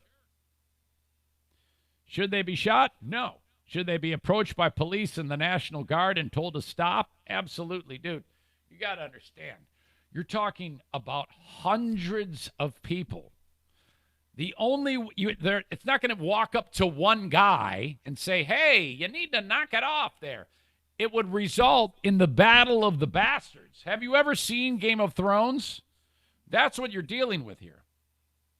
I'm sure the police have orders to maintain a perimeter. There's actually some combative measures being put into place here in order to isolate the problem here. It isn't about, hey, knock it off. This is fucking warfare, man. So no, it can't be that way. In a perfect world, it's not like they're going to go, you're right, officer. I will put down this flat screen TV right now. They're going to say, fuck you, man. And then there's going to be a fucking fight. It's going to be terrible. There's going to be shots fired. There's going to be more bloodshed. There's going to be death and destruction.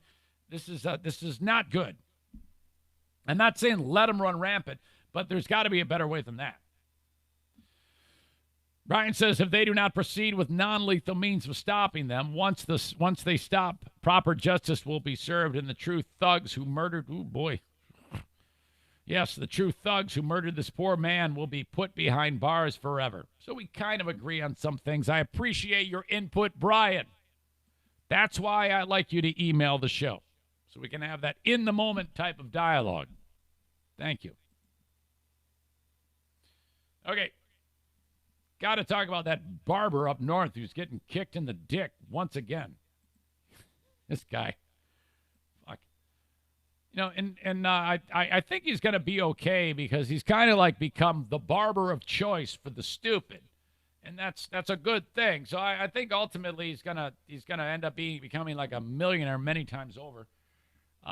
These hillbilly militia people are going to save up 5 weeks of pay and go travel all the way to Owasso, Michigan, and get their hair cut by this fucking mad scientist-looking guy. But it's been going around and around. This guy, Carl Mankey, 77-year-old, in Owasso, Michigan, he put his foot down one day. He said, you know what, fuck the governor. I'm opening this place up. He opened it up. They tried to shut him down. Michigan militia says, fuck that, you're not shutting him down. Then they invited him to one of their rallies. He showed up there with his barber shirt on, and he's cutting people's hair on the steps of the Capitol. I mean, this is great publicity for him. And he said, I need this business or else I'm going to be dead in the water. I seriously, I need it. Then a judge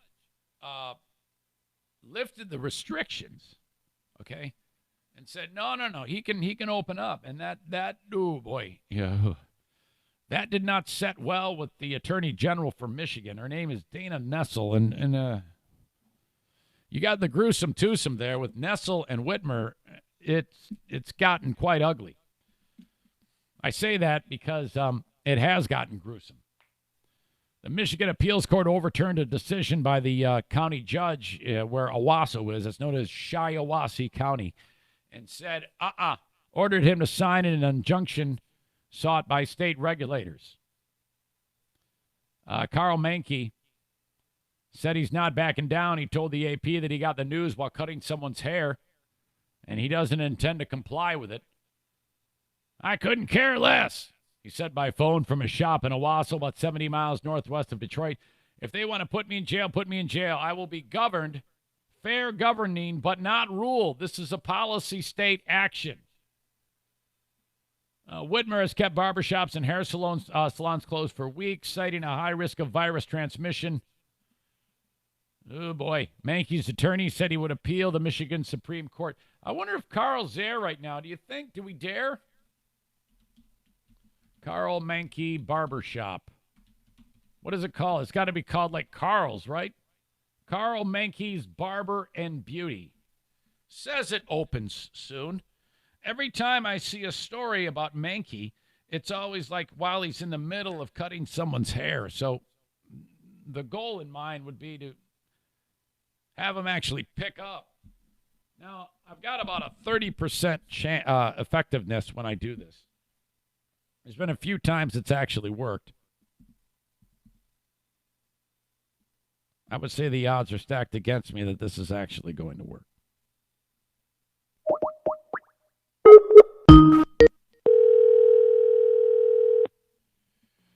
Frankie's Barbershop. Hi, is Carl in? Yes. Okay, can I talk to him? This is Eric Zane from the Eric Zane Show podcast. All right, just one moment, please. Thank you.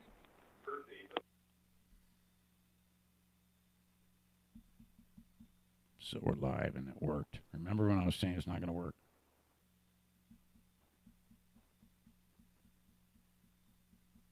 He's probably talking to CNN right now.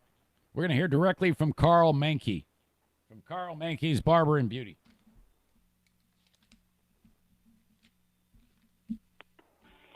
Hello, this is Dave speaking. How may I help you? Hey, Dave, how are you? It's Eric Zane from the Eric Zane Show podcast. How's it going? It's going well, thanks. How are you doing? Pretty well. I imagine Carl's super busy, right? He is. I'm actually looking for a book to take down your information. Oh, you know where that shit. book is? Okay, if you can just give me a minute. Yeah. No problem, man. No problem. All right. Is he already cutting hair, or is he just like, going from media outlet to media outlet?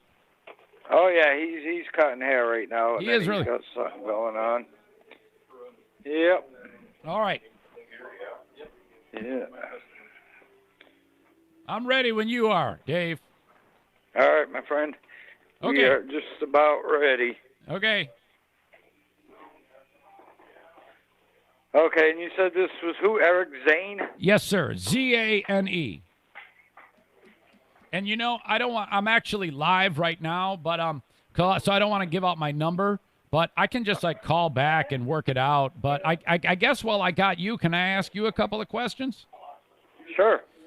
Is he open today? I mean, because I read in the news report that though he got shut down again, he said, "Screw it, I'm staying open." Yes, sir. He is open 10 to 6 today. Okay. Have you been there when they've tried to shut him down? I've been here since the beginning, yep. Okay, so is it like with regular, do people show up from time to time and say, Carl, shut it down, you can't be open? Excuse me?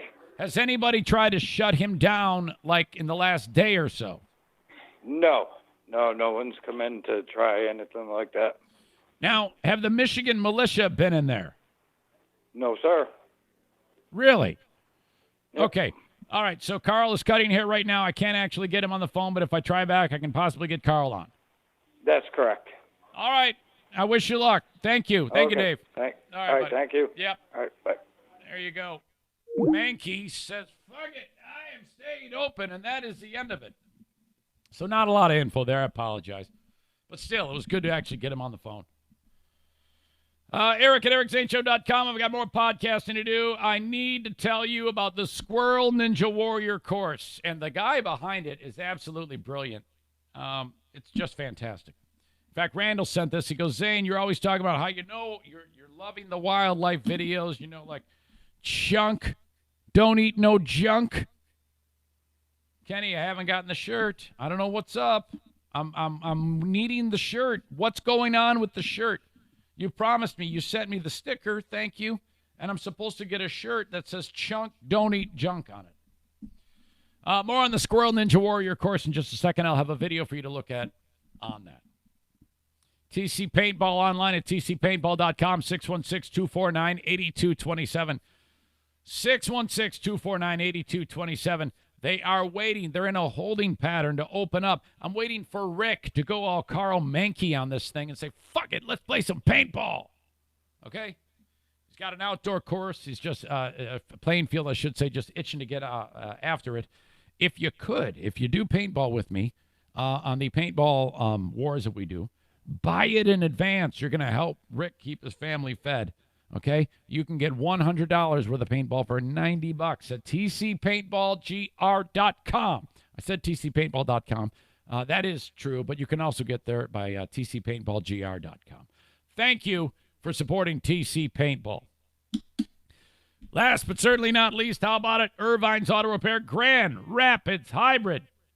Love these people. Megan from Irvine's has been, working so hard here in West Michigan from Irvine's. I mean, I think like 12-hour days because their efforts during quarantine to get people's car fixed has resulted in a huge push in amount of people coming in saying, yeah, can we get this fixed, despite everything going on.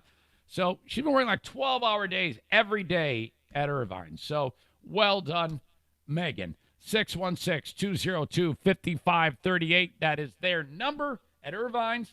They can pick your car up for you at your place if you're concerned about, going out and meeting people face-to-face. They are doing that. They've got a whole protocol in place. Or if you want to drop it off, you can do that too.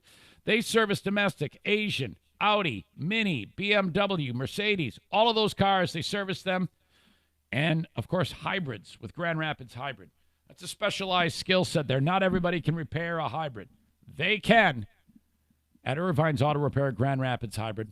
Where they are, if you're on 44th Street and you cross, if you're like going west, you're going to cross 131. There's two side streets. The third one is Stafford. They're on Stafford. If you're headed, if you're headed east, I'm screwing this up. If you're headed west, Stafford is just before 131. I'm an idiot. Okay. Finally on the podcast, something fun. A few years ago, there was a guy who did something fantastic. It was the package glitter bomb engineer. Guy by the name of Mike Rober, R-O-B-E-R. He's a former NASA engineer and an Apple engineer. He's got design and brain power and creativity like you wouldn't believe. Not only is he, in terms of just creating shit, he has a real creative side as to how to show the world about it. And it all started way back when he was getting packages stolen off the porch of his house. So with his brain, he created a glitter bomb. And what it is a package that when you open it up, it triggers a mechanism, and this thing spins around and shoots glitter everywhere. It's loaded with cell phones recording the interaction between the thief so that it picks up the reaction of the thief when it blows up inside of the guy's home. And then he's got like GPS on it, and the thieves would always like pitch the thing out the window from their car or drive it to a location if they opened it up in their home. You remember this. And then he would find it on GPS and then take the recorded footage and then post it on YouTube. He's a multi-millionaire now because of it. Millions of people watch Mark Rober's videos. So he's taken that brain power as a NASA employee and an Apple engineer and done this sort of thing. And I think he might still work for Apple, but he does this on the side. So he shot a video of how during while he's home not working, he decided to create something fun because he put up a bird feeder and a bunch of squirrels started to eat the frickin' bird food in the feeder. So he bought several different varieties of bird feeder. The squirrels would always outsmart him. There's all sorts of video of the squirrels doing the shit. So he manufactured a squirrel ninja warrior course to go through for the thing, see if they could go through the whole thing. And it was great. It was amazing what these squirrels had to do. By the way, who knew squirrels can leap and fly through the air as far as they can? This thing is incredible. You must watch it. It was like a 10-minute video. It's been viewed. It's like 3 days old, and it's been viewed 15 million times. You know what type of money this guy makes? If you watch that video, there's like 5 different ads during this video.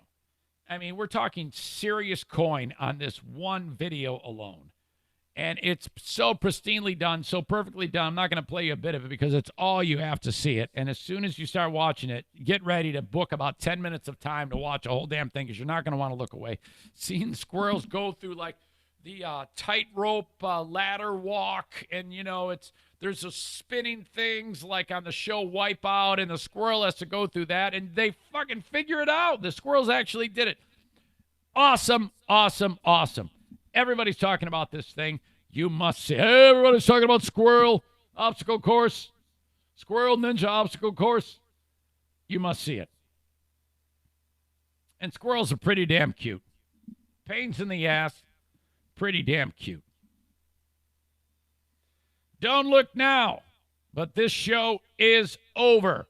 My gosh, just like that, another work week comes to an end.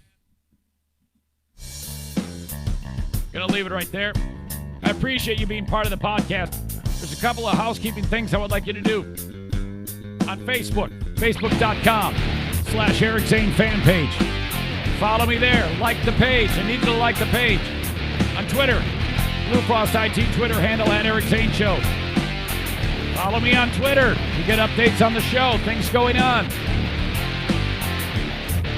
I'm on Instagram. Follow me. You get weekly trivia for cash on Wednesday nights at 7 p.m. live. Word. Instagram brought to you by Mario Flores Lakeshore team of Van Dyke Mortgage. Please subscribe to my my YouTube page. Search Eric Zane Show. Finally, download the audio podcast on your favorite podcasting platform, even if you don't listen to it. Subscribe, rate, and review. I know that's a lot, but if you want to help the podcast, that really goes a long way. All of those things really goes a long way. Subscribe, rate, and review. And if you feel so inclined, if this podcast is not enough for you, the 2 hours or so that I give you every single day, please follow me on Patreon. That's more podcasting, but you got to pay for it. It's behind a paywall. $5 or $10 a month for 5 more. Count them, 5 more podcasts each and every day. Each and every week, I should say.